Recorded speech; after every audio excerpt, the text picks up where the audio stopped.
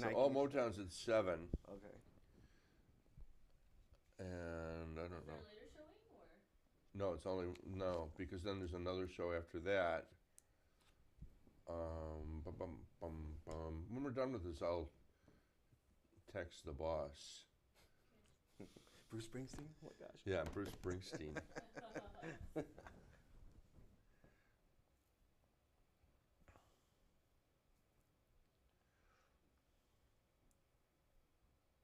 Oh, so this is just like a kind of a sizzle reel for everything too, or? Yeah. All right, pour view and pour view. Thank you. Are you gonna kill It that? won't be in the shot. Okay.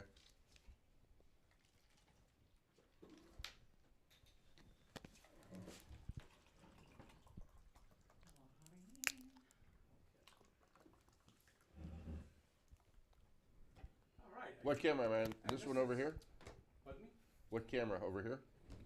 That one's always yours. Yep. So if you want to refer to if you want to refer to the audience or your viewers, that's the one that you want to look at. And that one's on me right And here? you just talk to Jonathan. But, Okay. But I got 3 cameras going on. This is a 2-shot. All right. And Okay, so for my intro, this one for the intro? say again. I'm sorry. For the intro? Yes. Yeah. Cool. You can go as long as you want with these. No, I mean, is that the right camera for the? Oh yeah. Okay. Sorry about that. Yeah. All right. Let's see. All right, Jonathan, stand by. Standing by. Good, I got your Standing by in the little studio. A-I-O-U. All Now, right. And let me look at you one more time, Jonathan. Okay, hey everybody, Jonathan Scott, welcome to Hollywood Families. And our guest today is a dear friend of mine, Manny Davis. I call him Manny Davis Jr., but you don't have to. Hold on a sec. This is the first of a series of shows that we've been wanting to do for 10 years. Just a little hot. Here we go. All right. Yeah. Very good. Whenever you're ready, mister, have fun, laugh it up. Can you still give me a 10, so I know what 10 minutes is? Give me a 1. Yeah, you can do 2 different segments now? Or what are you going to do? I want to do a 10-minute segment. 10-minute segment? Yeah. Sure. And that's it? Or are you going to do multiple segments? We'll see how it goes, but that might be it. Perfect. All right, let me set my timer. But we'll break at 10 minutes, and then maybe we'll do a second one or not. Let's see how funny Manny is. Are you writing there? Writing Dangerfield. Like, let's see how funny this goes. See how Manny is. I'll do one-liners.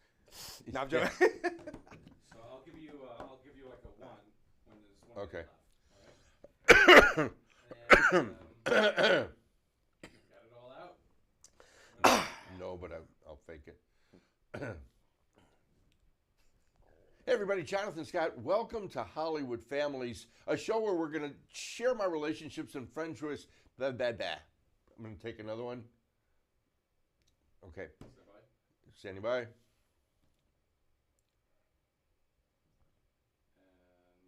ready. Hi everybody, Jonathan Scott, and welcome to Hollywood Families. This is a show that I've been noodling around and thinking about doing for probably 10 years now. For some reason, unbeknownst to me, I'm friends with brothers and sisters and sons and daughters of some very, very famous people. And we're thrilled to have one of those people in the studio with us today to talk about his story and growing up with his iconic entertainer, some would call the greatest entertainer of all time, Sammy Davis Jr. Please say hello to my friend, Manny Davis. Hey! Oh, hey. Hello, Jonathan. Nice to see you again. Welcome back to fabulous Las Vegas. Thank you very much. I love coming here every month or so. My wife loves this place, and she drags me here all the time. So. And Las Vegas must have a special meaning to you because of your father's presence here in town. Oh, yes. I feel like the prince of the city. Like, anytime I'm here, I'm probably one of the only people in this city that they actually turned the lights out for his father. When he passed away, it was for about 15 minutes, I believe. And yeah, it's always felt like a second home because every time my father performed, he always brought me out on the stage with him whether it was here or Atlantic City or Reno or all places in between. And I've told this story 100 million times also, but when I was 15 years old, my mother and I ushered at the Mill Run Theater in Chicago, and your father owned the Mill Run Theater with a tap dancer named Finus Henderson Jr., and at 15 years old, I got to run around backstage with your father, and he let all the kids run around backstage, and I knew his secret handshake with the two down, elbow, elbow, and later on at Caesar's Palace, which maybe we'll walk around at some point, I ran into it, as an adult, and your father was always as kind to everybody, and I did the secret handshake with him and told him that, how much fun it was running around. Those that never saw your father perform, not only did he sing, did he dance, he did impressions, he did gun tricks. He was the consummate all-around entertainer. Yes. But knowing you as well as I do, I know the story, but I'd like you to share the story, which you affectionately call Little Orphan Manny, on how Sammy and Altaviz met you and how your relationship started. Okay. So yes, it was like very much like, I call it Little Orphan Manny. I do want to write a book titled the same title. But I grew up in an abusive home. And I was, my three brothers and I were given up for adoption because abuse would have gotten a little worse. So then we went to another house, and the lady that adopted my brothers and I, and myself, she used to do hair. And her sister had a studio that she did hair for the stars in LA. And one of the clients of my new mother, she was Big Altaviz, we called her. Because my mother was Altaviz Davis, and her mother was named Altaviz. It was the first time I ever heard a woman name her daughter after that. So she wasn't Altaviz Gore Jr., no. Okay, so what happened was, like, one day, Ruth was the lady that adopted us. She took me and my brothers to the house with her. She used to always take us to the shop sometimes. And we were just playing. And I didn't know at the time, but my mother wanted to have children. And it's kind of hard with Sammy traveling all the time and, his relationship with his other kids prior to meeting me. It was just different, and so she just took a liking to me. She saw how I interacted with my siblings, and I don't know really the rest of the story of how it happened, but I was asked if I would like to spend more time with Altaviz because she, wanted to spend time with me. So then, I got a chance to meet Sammy and going on the road with him and Altaviz, and then I got asked by Ruth, would you like to be adopted by Sammy? And I was like, yes! Please do it, Yeah. Imagine having to share everything with like 5 or 6 kids all the time. It's like you finally get a chance to have your own thing. So, of course, I was like, so then when I finally accepted that, I started being put into acting classes, piano classes, tap dance classes. Now you can't hang out with your friends anymore. You got to get ready to go to Hollywood. But yes, I call it Little Orphan Manny because I saw this movie once, Annie, and I was in a foster home, and I was like, wow, I would love to be adopted by Daddy Warbucks. I would love to be able to sing and dance and have all this fun that you see in the movie, and because life wasn't like that in real life. So I just had this crazy, fantastic dream that actually happened in real life. Now, this is the messed up part, though, because you know how the credits roll at the end of the movie. Right. Well, this is the end of the movie. This is the backstage stuff. My father, after legally adopting me, passed away after 5 months. 5 months later, from throat cancer. So you really didn't spend that much time with Sammy. 5 months is a very short period of time, but... Oh, no, over the years, actually. So they came in my life around the age of 5.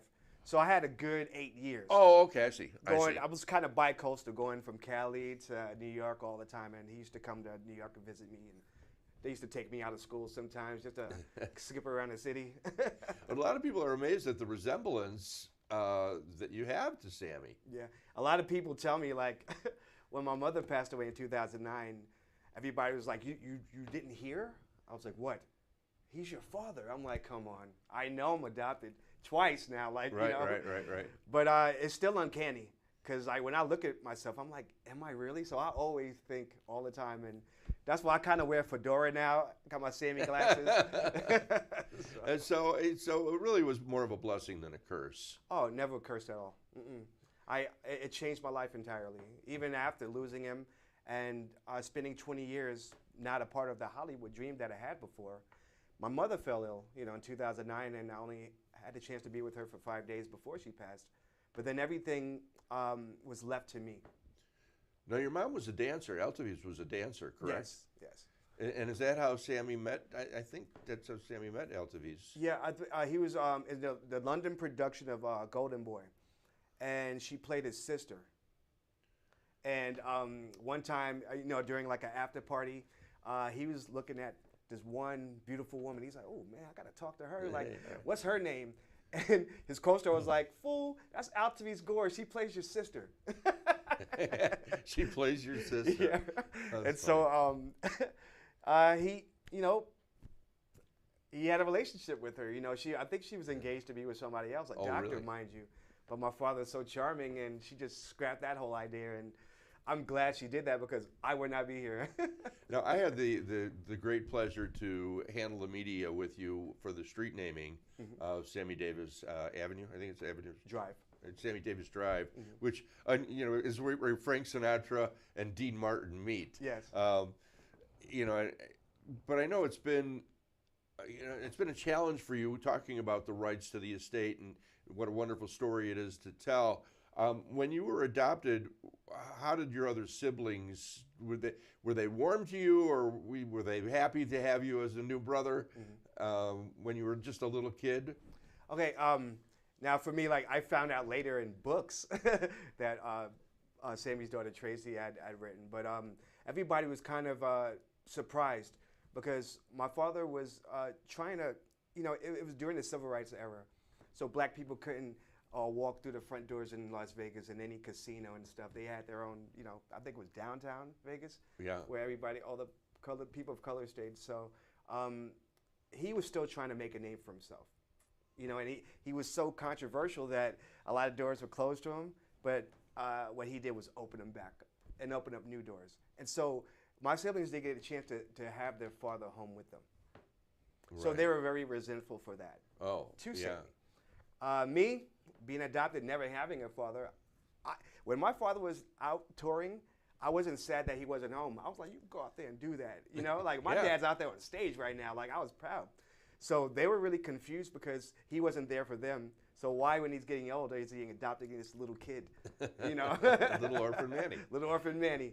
And so yeah, like nowadays, you know, the skip forward 30 some odd years. Right. I'm the main rights holder, so I'm little big brother.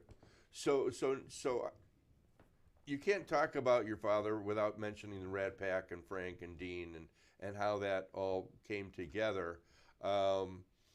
Did you know, how often did you get to see Frank or Dean? Okay, I would say when they did that Together Again tour, I believe, in the late 80s, I got a chance to watch Dean maybe once or twice on stage, but then he had a tragic family accident, and so he no longer right. And Liza Minnelli stepped in. And Liza, yes, and I met her more times than I met Dean Martin, but yeah, like every time Frank was there, so I got a chance to meet Frank Sinatra so many times, and he's Uncle Frank to me. Now, why did they call your dad Smokey? Any clue? I think it's because he was black. Oh! I thought it was because he was always smoking. It could be both, double entendre, you know? All right. I want to talk about some of the iconic songs and tell me what first comes to your mind as I mention this song. We'll just rapid fire. Okay. Candyman. Candyman, oh my gosh. I love candy. I was a kid, and I met the guy that sang Candyman from Willy Wonka. It was like, yes. I was like, oh my God. It's like meeting, you know, just like meeting Sammy, but he was the Candyman. What's your favorite candy? Snickers, definitely. Mine too. All right. You know why? Because Snickers satisfies you. I've Got to Be Me. Oh, love that song. Whether I'm right or whether I'm wrong. Yep. You just got to be yourself. One thing, a lot of people try to change a lot of people, and a lot of people try to be like somebody else instead of just being yourself. And that way you just feel comfortable, you know?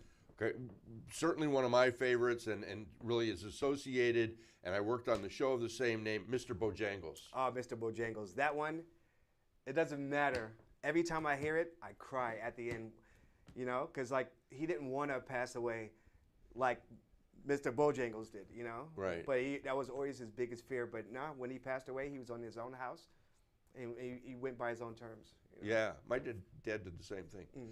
Rhythm of Life from Sweet Charity. Oh, that's my wife's favorite song. That's my beautiful girlfriend Melissa introduced me to that song, and I didn't even know. Big Daddy, right? Yeah. I was like, what nerve does Sammy have?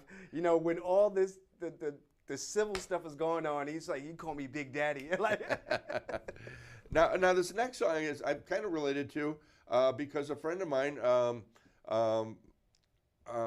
Sandy Hackett's wife's Lisa Dawn Miller's father wrote "What Kind of Fool Am I?" oh, yes. What does that song come to mind for you?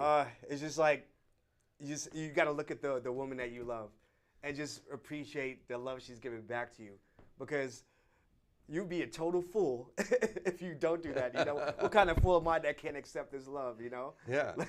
So, And it's all about love, and I love you. And my name is Jonathan Scott. You've been watching Hollywood I love you Families too. with my guest, Manny Davis, son of iconic. Did I say Manny Davis? You said Manny Davis I always Jr. want to call Manny Davis Jr. Hollywood Families, and we hope you like it. If you have any questions, drop us a note at news1lasvegas@gmail.com. Clear? Good job. that was good. Fast and Furious, man. Yeah, It's just because people's attention span isn't much longer than that. You know, and by the time we could cut it, I mean, we could do some other B-roll stuff, but that gives us a foundation to build on.